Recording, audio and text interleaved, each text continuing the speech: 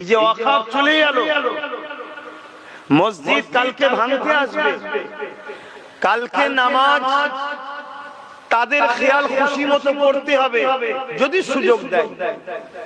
আগামী দিন কেউ কোন উৎসব করবে, এর জন্য মসজিদ আর তেরপল দিয়ে হবে না, বলে দিয়ে হবে 24 ঘন্টার জন্য মসজিদ বন্ধ থাকবে। কেন? সব তাদের। হয়তো আমার কথা আপনাদের হাসি লাগছে, হয়তো বলবে যে কি বলছে।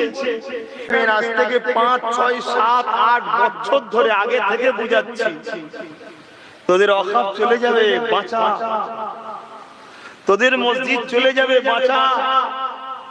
কবরস্থানে কবর দিতে পারবি না, পুরাতে হবে, বাঁচা। খুলুন না ক্যাসেট আমার, 6-7 বছরে সব তো রয়েছে, বিয়ে সার্চ করবেন, সব পাবেন। 4 বছর, 5 বছর, 7 বছর আগেকার কথাও পাবেন।